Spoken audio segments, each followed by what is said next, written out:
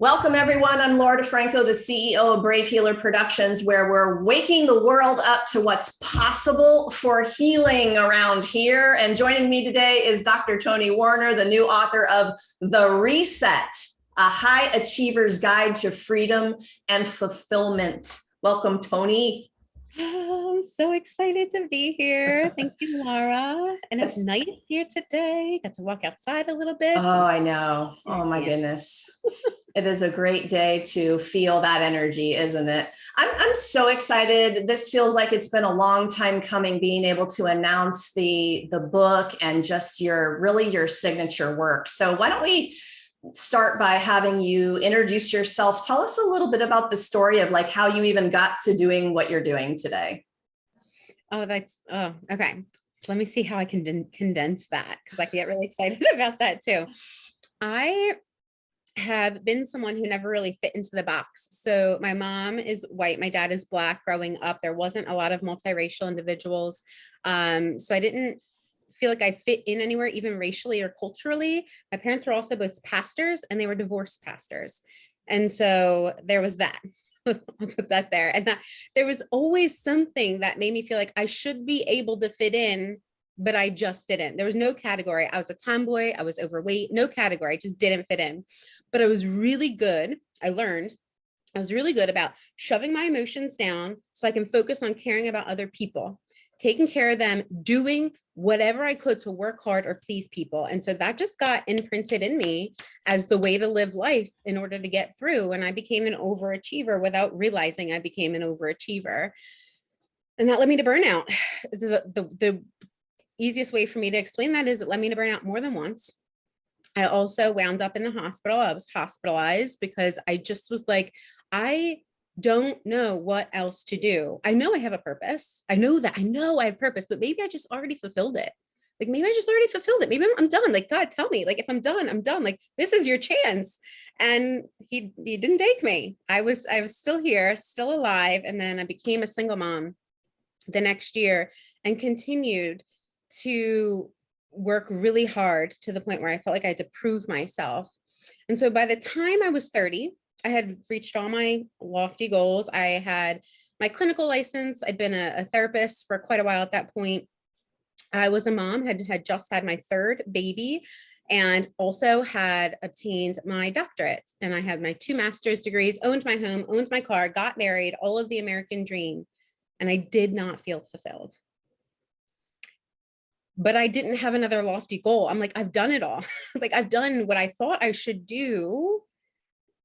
What is going on? And I wasn't even in burnout anymore. I got myself out of burnout. I'm like, I'm missing something. And that question mark, honestly, Laura, like, totally unexpected.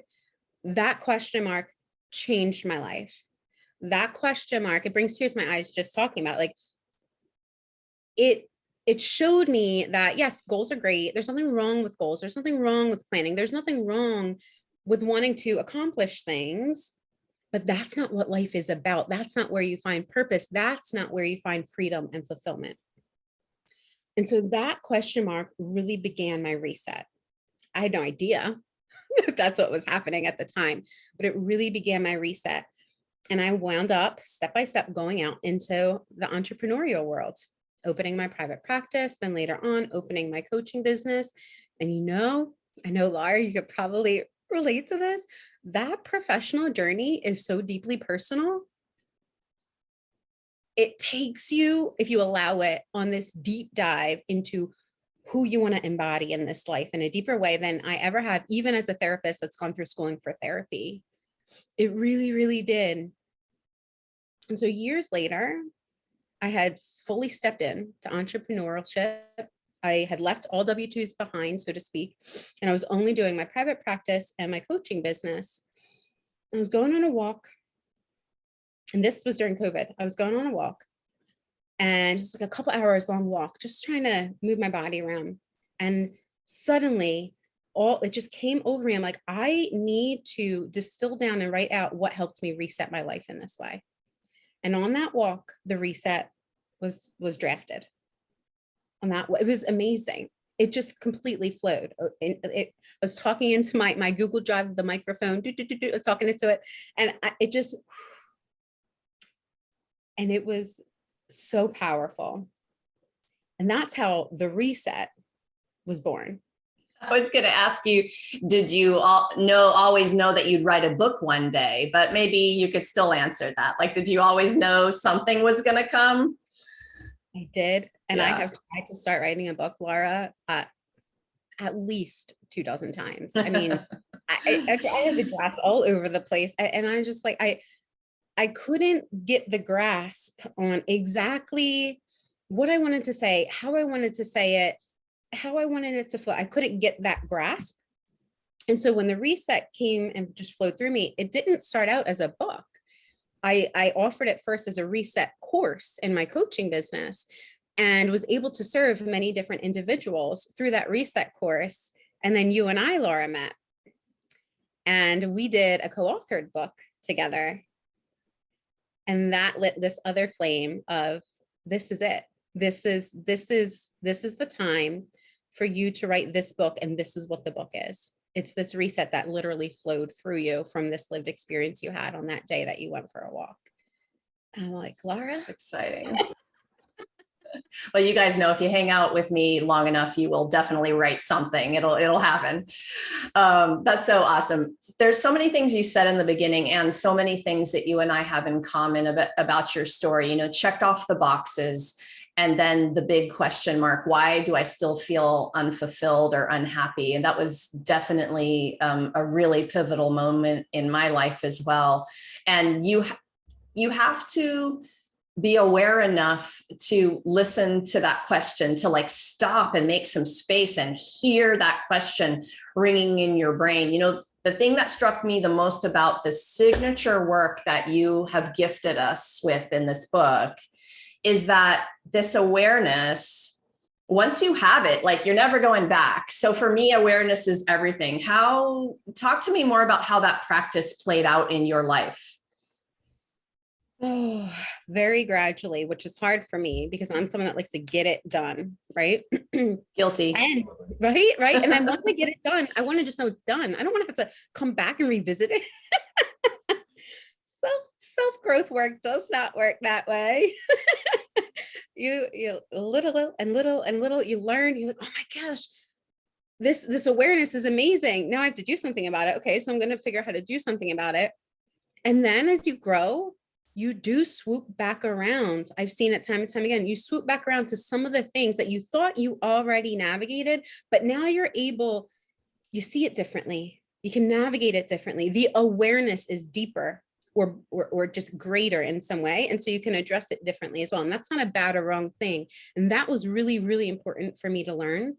And it's one of the things my clients struggle with the most as well, is even once we make progress, for us to acknowledge that we've made that progress and let that be okay, even though there's still always progress to be made, right? We have to practice and figure out that way to have acceptance and compassion for the journey that we're in right now, as well as where we've come, while also being eager about the future. And it's like, wow, that's a lot to hold all at once. And that takes practice. I don't hold all of that all at once every moment of every single day, but I do intentionally hold that all at once regularly throughout my life in a way that feels good to me. And if it doesn't, I had to also learn to practice being okay. Like, now's just not the time for me to be focusing on this, that, or the other right now. And that might mean slowing down. Also really hard for me in the past. Taking a break, stopping and having fun, asking for help, all of those things I rolled my eyes out before. All of those things I was like, nope, I got this. I'm going to get it done. I can do it by myself. I'm like, right. All of those things I essentially like scoffed at kind of before, not intentionally, but it just felt unsafe, honestly, for me. It felt like me against the world. It felt like I couldn't trust people. I had to learn how to do that in a safe way. And that started with me actually trusting me in a different way. And that's a relationship, that primal relationship with ourselves, that so many of us just neglect or forget about. Well, and not to mention that without your badass awareness practice, you wouldn't have received the full download on that walk that day. I mean, we have to be open to receive, and that's actually a practice, right? It is. Yeah. And it's interesting because it's a practice and also something we are all capable of in our own way. We just have to start somewhere. We just have to start somewhere. And it could be just moments at first. That's enough. But we have to be okay with that being enough, right? We have to be okay with that being enough. Otherwise, we're just fighting ourselves. It feels like it's us against the world. And we could work so hard forever and it still never feel enough. It still not feel that freedom and fulfillment. No, I could acquire all the money that I ever wanted and buy whatever I want. Like that's supposed to be freedom. No, doesn't feel freeing. Doesn't feel freeing if you don't have this foundational sense of balance is my birthright. Choice is my birthright. Taking care of myself is my birthright, is not selfish, right? Like if we don't have that sense, there's always a deficit that we're operating from. So many of the things that you're talking about, you actually laid out in practical exercise fashion in the book. So you're not just telling us how to do this, you're actually grabbing our hand and taking us through it step by step. These are very generous master teachings that you're, again, I'll use the word gifting us in this book. So what do you want people to know about that piece, about the reset process? And that for me, it's like the possible impact. You've given us a big gift with that. That means a lot for you to say that. Thank you. Taking that in. I'm deepening my practice of allowing myself to receive, right? And I'm always looking to deepen that because in order for us to give more potently, we need to receive more potently. That allows that, ebb and flow. So I'm receiving that. Thank you. Good. I was really stubborn. I'll say guilty to that too. Like I know you and I have a lot in common, but very stubborn. And there's a blessing and a curse to that. So yes. I wasn't listening to the pebbles that were being thrown at me by life that were like, pay attention, not this, slow down. So bricks had to knock me upside the head, right? And the reason I say that is because to answer your question is, it wouldn't matter who told me what. I wasn't listening. I wasn't asking and I wasn't listening. Right. And so the words, we live in such an information heavy world. And there's benefits to that, right? There's benefits to information, but information is not what creates transformation. It's not. Information is where it begins because then we can gain some of that self-awareness. But in order to get to the transformation stage, we need to experience what is happening. We need to shift our experiences intentionally, day to day, moment to moment, week to week. It starts at a little bit slower at first and can kind of warp speed sometimes over time, but we need the experiences. That's what helps change lives. That is why it was so important to me to have these practices in there, to have these exercises in there. And knowing that not everyone's going to be ready for it, because there was a time in my life, a significant period in my life where I would not have been ready for it. I would have looked at the book and been like, oh, you want me to do the work? I got other stuff I'm focused on, right? But that is the way to transformation. There's no other shortcut, right? Like the experience has to be had. And that is the intention of this book. I don't want you to take my word for it. Don't take my word for it. Heck, question all of my work, but do it in the book as you are going through these exercises and applying it to yourself. And then you will start to experience the transformation. And that's what I want. That's what I want. I don't want you to take my words and just believe them. I want you to feel them, I do know. It's a really big mission that all of the Brave Healer Productions titles are an experience and not just, telling people what to do. It's for that exact reason that you just said. So thank you for reminding me of part of that mission. We want you all to experience it and then use your beautiful awareness practice to see what aligns for you or what doesn't. but either way, you're going to have the gifts, you know. Okay, so I want to hear all the other things going on in your business and your life besides this book. Like, you have a lot going on. Tell us about your services and how you serve your ideal clients. Yes. So I do still run both businesses. I do still run my therapy business and my coaching business, and coaching and therapy are not the same. Therapy is going to focus, the majority of the beginning of sessions is really going to focus on stabilization and then optimization. Some people stay in therapy for the optimization phase. Some people don't. They just want to get stabilized, get more functional, and then call it good. And that's fine.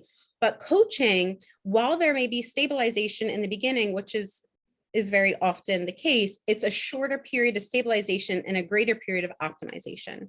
That's the best way that I have found to describe it. And so I continue to focus on both of those right now.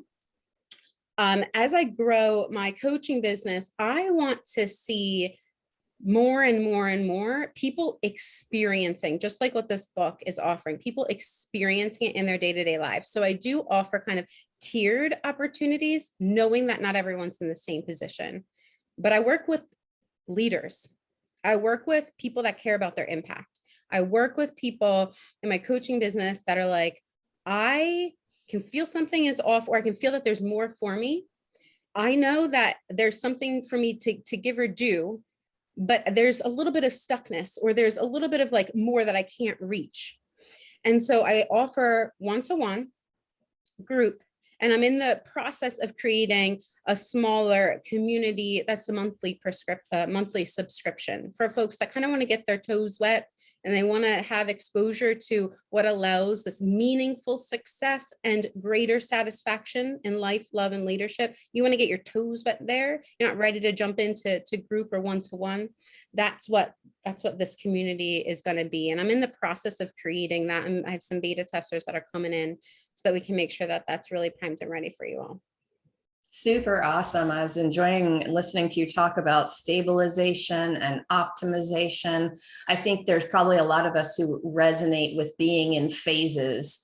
And I think it's important that you talked about that, because we could recognize that we might need help in one particular phase or the other, or both. And I'm sure that crafting goals based on that is easier. Yeah. And I do still like goals, right? Like, I'm not someone that's like, oh, screw all the goals, like that burnt me out. It's just a matter of, why are we creating this goal? And is the outcome or lack of outcome with this goal, is that going to determine whether or not I feel free and fulfilled in my life? And if the answer is yes, if I don't do this thing, if I don't accomplish this thing, then I'm not successful, or I've done something wrong, or that's not enough, then there is something out of whack that we need to address. And it's going to show up in the important areas of your life, whether you like it or not. And it might start out as a pebble, but it will get bigger and bigger and bigger. And what we talk about in the book is, the bigger these things that get thrown at you to get your attention, you either pay attention, or you have to numb your capacity to numb them has to grow greater. So that means you have to, if the way that you deal with stress is to overwork yourself more to try to avoid it, you're going to work harder and harder. If it's to drink, you're going to drink more and more. If it's to smoke, right? Like, whatever the unhealthy coping mechanism is, it's going to have to grow as this is growing, saying, hey, pay attention. Something's off. Something's not right. Something for you to look at, something for you to change. And you're like, no. Like, that's addressed in the book. And I'm going to walk you through how to apply that for yourself, because it's so important. It's hard to look at. I'm not going to lie. It's hard to look at, but it's essential. It's vital to look at if you want to experience more of that freedom and fulfillment. We should probably rewind just a few seconds to it's gonna show up whether you like it or not, louder each time. Like, yeah, I heard that line out of what you just said. And you can learn the lesson, and you can learn it quicker or slower. But if you're awake and aware, you're gonna learn it, and that's gonna be a life-changing moment, actually. So that's what excites me about what you're talking about with that awareness.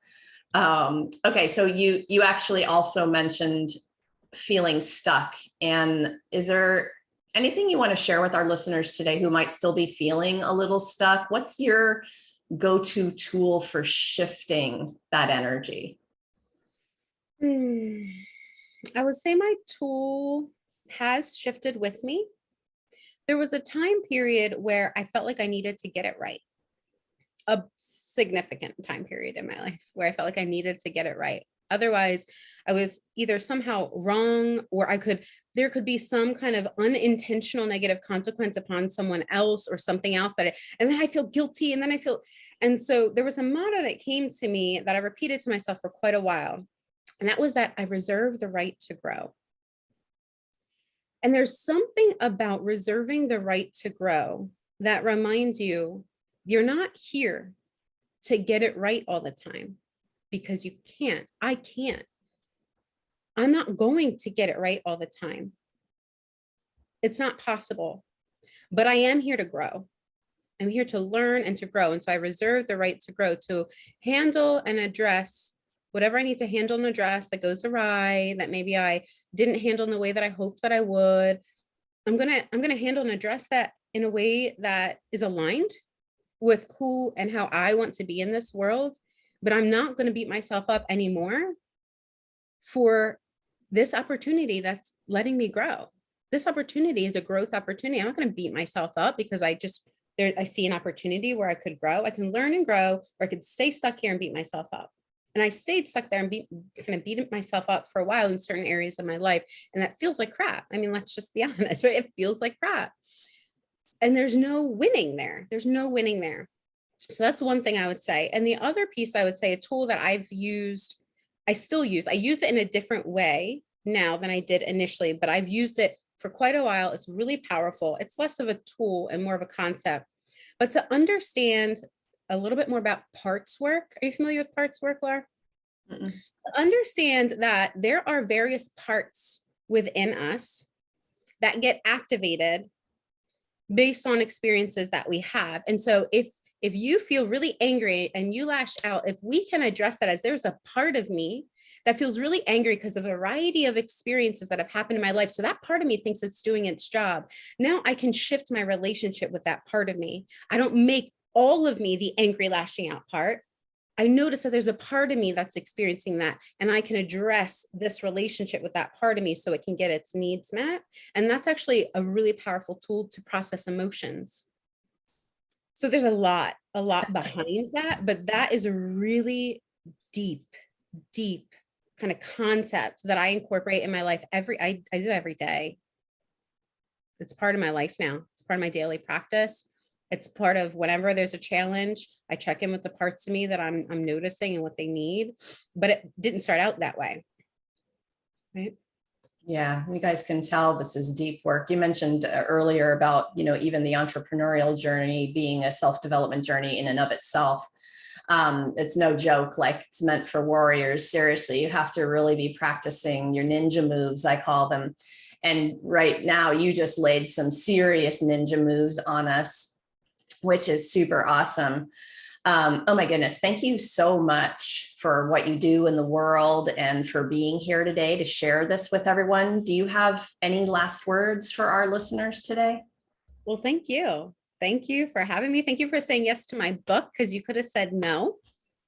So thank you for saying yes. It was really meaningful for me that you didn't say yes because you felt obligated. It wasn't an obligated yes. It was, and you could correct me if I'm wrong, but my sense was, it was I believe in you and your work. Yes. And that really speaks volumes, right? Like speaks volumes about you and your work. And that really means a lot to me. So thank you for doing that.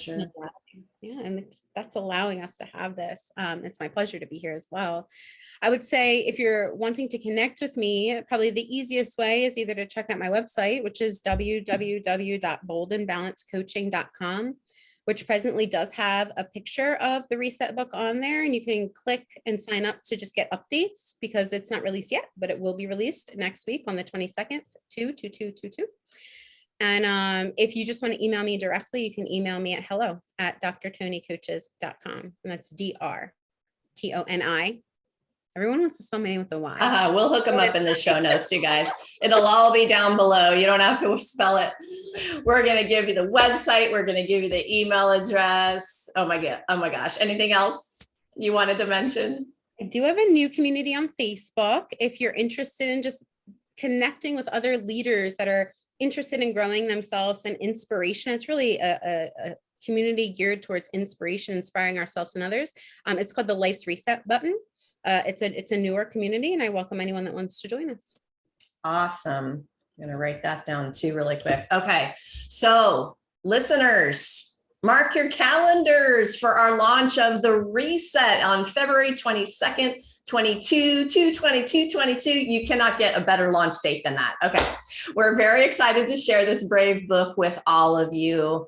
Maybe you are a healer who's ready to share your brave words with the world in a bigger way. Please hop over to bravehealer.com, schedule a chat with our publishing team. We can't wait to hear your idea. Lastly, today, y'all remember, your words change the world when you're brave enough to share them. So it's time to be brave. Congrats, Dr. Toni. I can't wait to get this book out into the world. See you all next time.